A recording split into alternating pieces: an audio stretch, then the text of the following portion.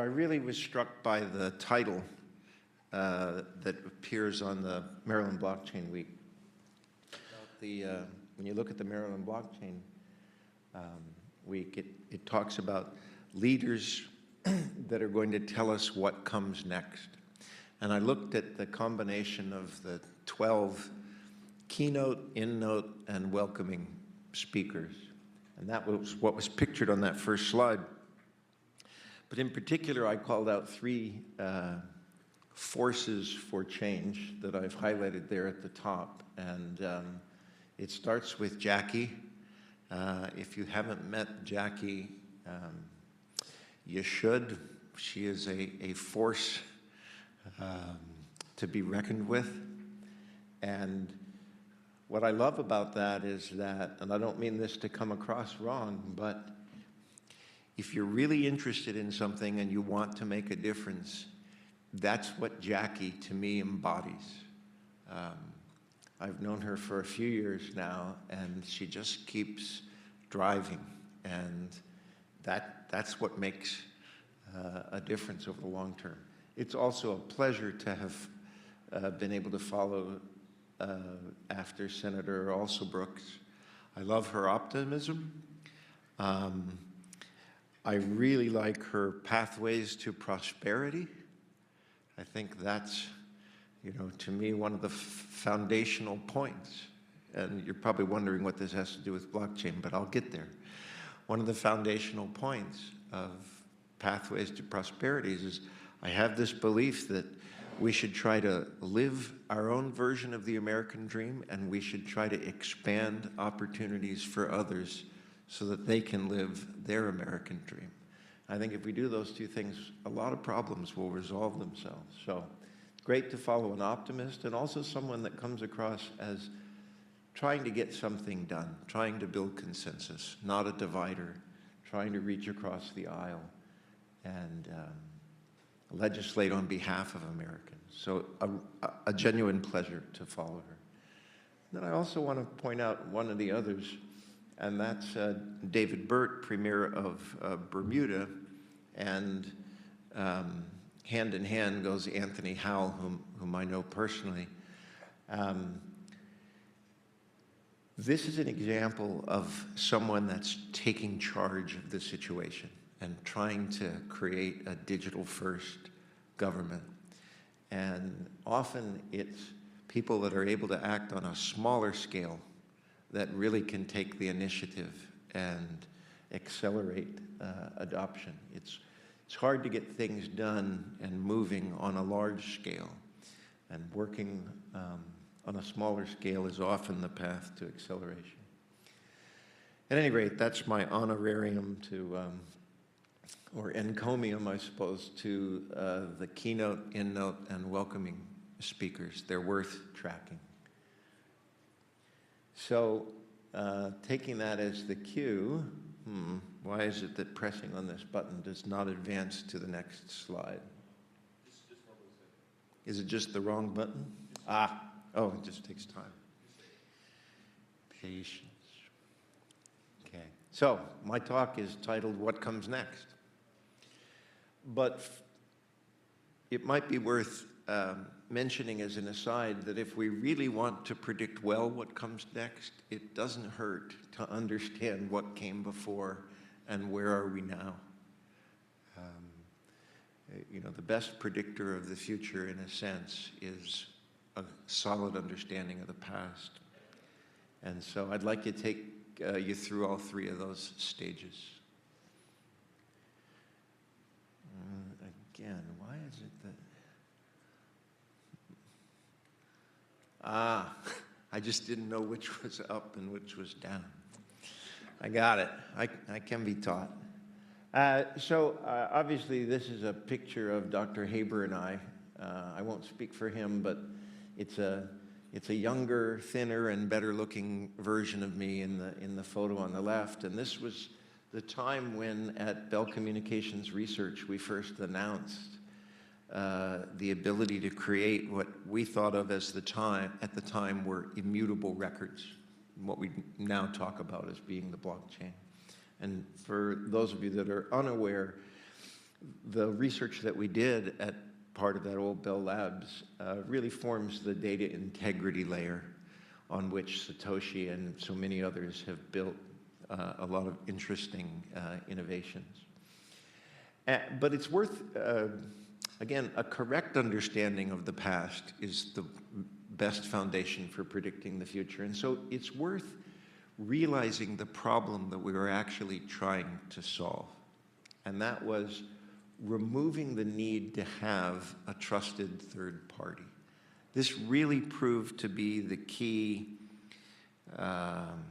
innovation, at least in our own thinking, about how to create immutable records out of infinitely fungible bits. And I think sometimes we miss the forest for the trees in what the real innovation that came at that time was.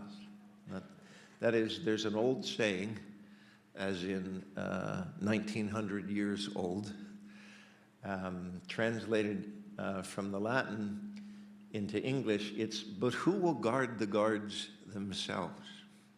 It's one thing to have guards looking out for something, but who's guarding the guards? Okay?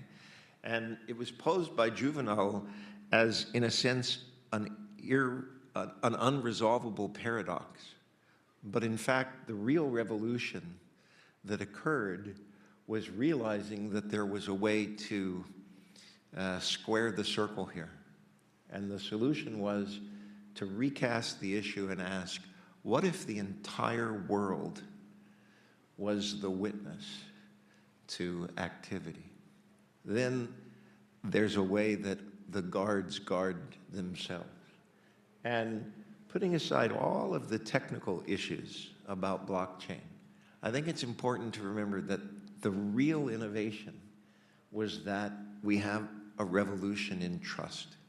And I know you're not supposed to read your slides. I tell students that all the time, but just to emphasize, for the first time in history, we can invert the requirement for a trusted third party by having the entire world share the burden or stewardship of trust. And it allows us to imagine a very different world. I'll come back to that.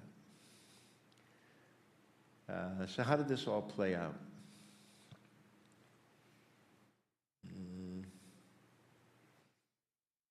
Is it that I'm supposed to be pointing?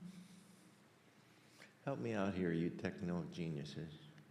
I think part of the story that gets lost, and this is not a try to take anything away from Satoshi and all those that have followed, is people often don't realize how much was laid out in those 3 papers. The whole concept of nodes, multiple copies of the record, really a prefiguring of what's seen as a more modern innovation, proof of stake, is actually laid out in the very first paper. And then what seemed at the time a few years back as the next big thing, NFTs, is also prefigured in the 1997 paper. So one lesson to learn is, if you really want to understand history, you ought to actually read the footnotes and see what the foundation was. That's not a grab for publicity for Dr. Haber and I. It's a fundamental about grasping where things are headed. That's why I emphasize it. Okay? But it's important to understand what Satoshi and others have added on top of that rather mundane data integrity layer that we set.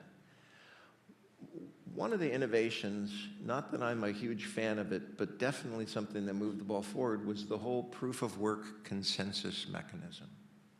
Okay?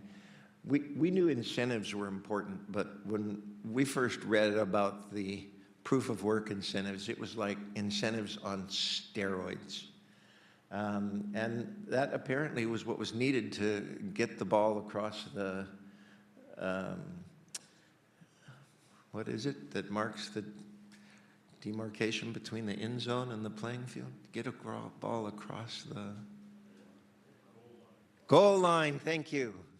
Okay. The other thing was to use tokens as an incentive. And to restrict the ledger strictly to money, okay? Less proved to be more. I could mention other things on here, but I want to get on with my talk and still have time to talk about the new stuff. Smart contracts, of course, a terrific innovation, something that we didn't foresee at all. And again, all these innovations that have followed, just been very humbling to see how much creativity others have exhibited on top of that data integrity layer. Now, where are we going? Well, stablecoins, I feel like I've been a voice in the wilderness for many years for people to realize that stablecoins are a real innovation. And thank goodness for the Genius Act, which is a compromise position, but it allowed the situation to move forward. Keep your eye on stablecoins, okay? Yes, there's a lot of speculation in the cryptocurrency world, but if you want to see value creation and more use of cryptocurrencies as a true medium of exchange, keep your eye on stablecoins. Real assets on chain. This has always been coming next year for about the last 10 years. It is coming, okay? And moving assets on chain is, in my opinion, a significant movement that we, in fact, will see, and that we shouldn't regard NFTs so much as having been a fad, but a harbinger of things to come. I'm sure that quantum computing will come up in the talks that are given. Let me offer my own sort of bland answer, and that is, it's going to be fun, okay? Now I see Stuart already are willing to disagree, so please attend Stuart's lengthier seminar later this afternoon. But I think, to me, it has a bit of a Y2K feel. Y2K allowed a lot of consulting firms to generate a lot of revenue, but in the end, kind of a non-event. Quantum computing is a little bit more important than that, but I think it can be well prepared for, and there are ways, again, for anyone that's actually willing to read the original 3 papers, there are ways to seamlessly transition from this world into a post-quantum computing world. Now, if I were smart, I could just stop here, okay? Just trying to overview things, but I have the temptation to play Steve Jobs for a minute, who always would give these wonderful presentations. I'm not suggesting this is in that category. And then when you thought it was over, he'd say, and one more thing. And that's what I'd like to talk about for the balance of my 8 minutes. There's a new problem in town, and that is that seeing is no longer believing. It's one of my favorite stories. I don't know how many of you are familiar with this one already. A company in the UK called Arup that had significant operations in Hong Kong. A bunch of the senior executives met over a Zoom call to make key decisions for the company. And as a result of those decisions, a series of 8 wire transfers was initiated, totaling $25 million, 200 million Hong Kong dollars. The only problem is the entire call was completely fake. Everyone on the call, except for the victim, was a real-time synthetic audio and video impersonation, okay? You really should let that sink in. Seeing is no longer believing. And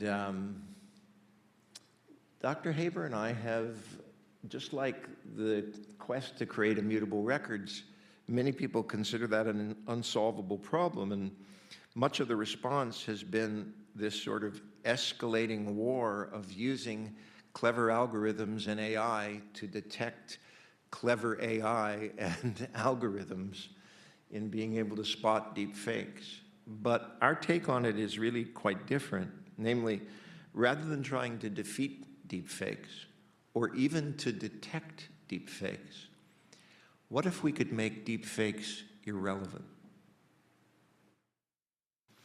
And that's what Suremark is, a peer-to-peer electronic identity system, okay?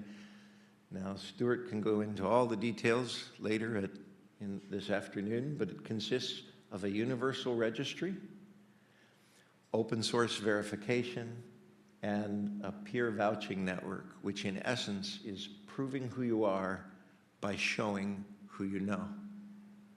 It's a way to solve the digital identity problem in a native, all-digital world. And we produce products. This is the only actual advertisement here.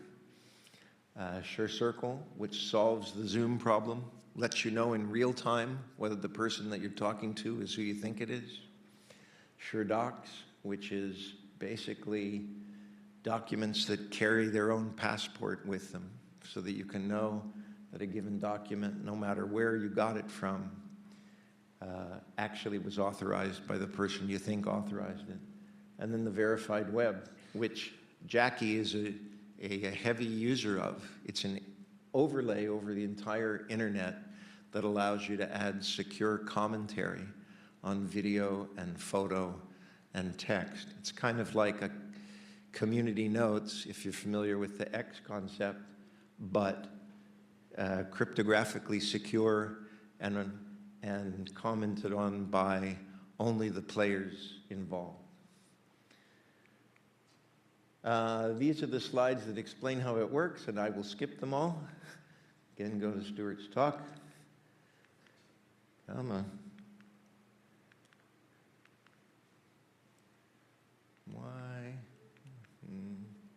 But going all the way back from then to now, just the arc of what we're seeing with blockchain and related technologies. In 2008, for the first time, people became aware of immutable records that everyone could trust. And now, to address a new generation problem, we have digital identities that no one can fake. It's an exciting time, and that's part of what comes next. Thanks.